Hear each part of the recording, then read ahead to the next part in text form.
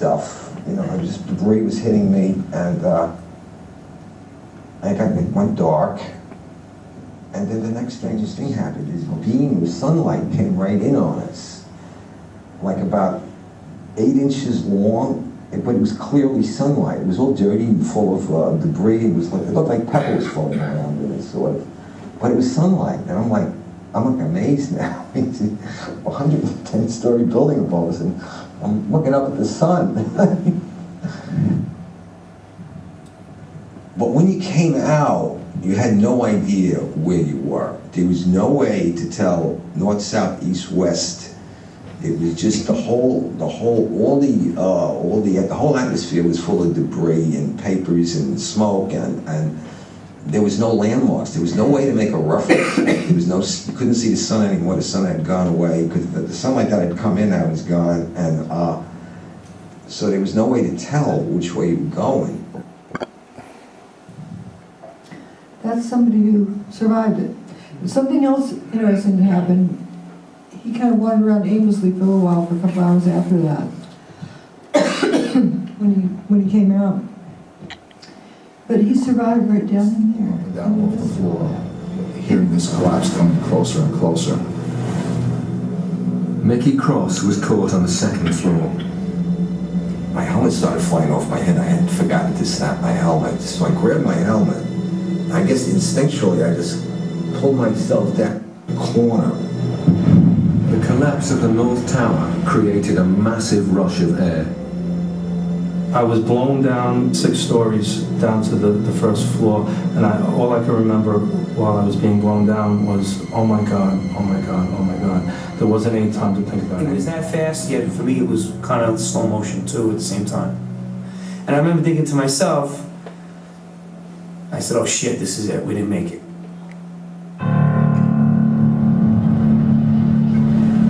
Faced with what seemed like certain death, the trapped firemen thought their last thoughts and prepared to die. In those 10 seconds, I was like, well, I'm 33, what have I done with my life? Worked almost all the time. My wife is gonna, be a widow now, and I pretty much saw myself. Pretty much saw my funeral. I saw everybody at the wake at my funeral, and my parents and family there.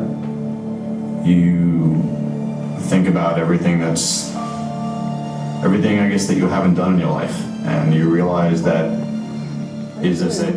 Are you gonna make it out? Where'd the building go? We're gonna go look underground, building 4. Right there's a picture of rescue workers walking the first level below ground level. There's a mall down there.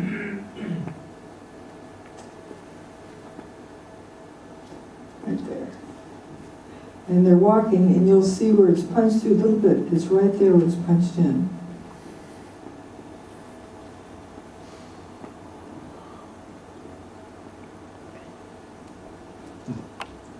Innovation luggage, Hallmark cards. They're walking upright. Yeah, the lights have fallen in. The ground got shaken a little bit. You still have the merchandise in there. 1 story below ground level. Now we're going to go down and look at the loading docks a few stories below there. They color-coded them so that you could see, the delivery guys could see which building they're under. Under building 5, it was colored purple.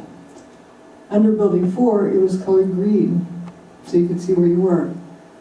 And we're going to look down from that direction, where the delivery trucks, when they get to the end, they have to turn and pull out of there, and it's all intact, even though at ground level that building is missing.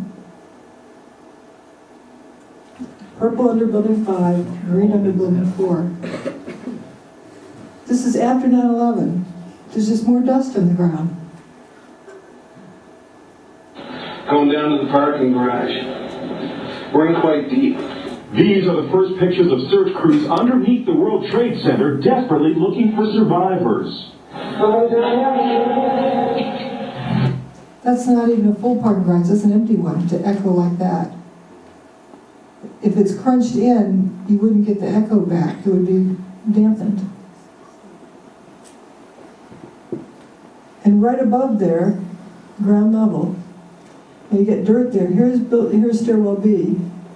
If you had over 1 million tons of debris crash to the ground, where is it? We were able to move 120 dump trucks out of the city last night, which will give you a sense of the work that was done overnight. So some of the debris has already been removed. More of it is being removed, and it'll be done by barge all throughout the day today. Did Rudy Giuliani think they're going to finish cleaning up by the end of the day? That's what it seemed like. But 120 dump trucks. As far as I can tell, they were bringing dirt in. All of this dirt around here appeared overnight. And for the next 7 or 8 years. If 1 million tons of debris had slammed to the ground, where is it? Why didn't it smash this ambulance? This is ground level. This is an 8-story building over here. The outer walls, 8 stories is all that's left. Where are the other 102 stories? This is what James McGlynn said. And we kept telling them we're in stairwell B, those folks that were trapped there. Remember, everybody had the same problem. Where's stairwell B? Tower 1, stairwell B. Where? Tower 1, stairwell B, Tower 1. Oh, where's Tower 1?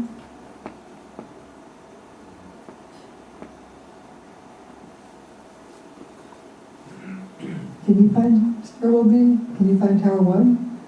If you heard voices and they said they were in Tower 1, I would tend to think the voices were from beyond somewhere. Hundreds more firemen were now arriving at the disaster area, but Captain J. Jonas's Mayday messages were still not getting through. Trapped down in the remains of Stairway B, there was nothing else Jay could do. We realized we can't get ourselves out. And that's a big mental leap for a fireman to take. Because we're so used to being the people who are going in to rescue someone. Now, the roles are reversed and you realize you're helpless yourself. But with the survivors buried alive beneath a debris field that extended over 16 acres, it seemed they would need another miracle to save them.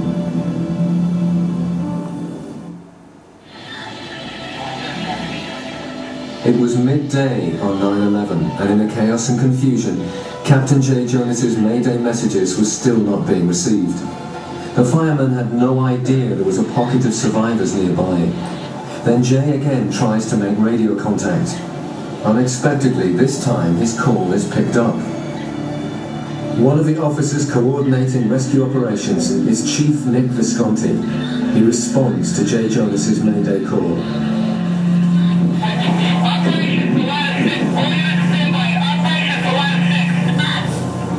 I got a radio transmission from Nick Visconti. I heard Operations Post to Ladder 6. Operations Post to Ladder 6. He says, Jay, where are you? Okay, 10-4. North Tower, stairwell B isn't going on the second floor. But the location Jay gave was unbelievable to them. The North Tower no longer existed. They asked for his location again.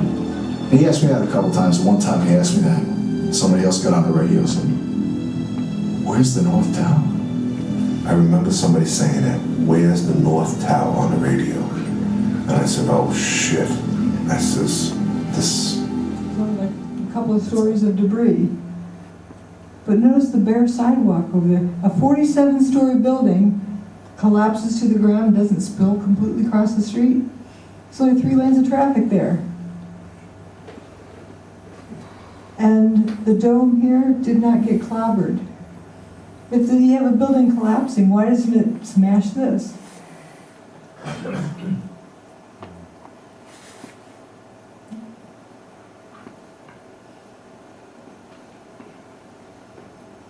Another view, again, here's stairwell B down in there. Where's the building? Where's the debris? Of these 2 towers crashed to the ground and it's not significantly, the seismic significant event.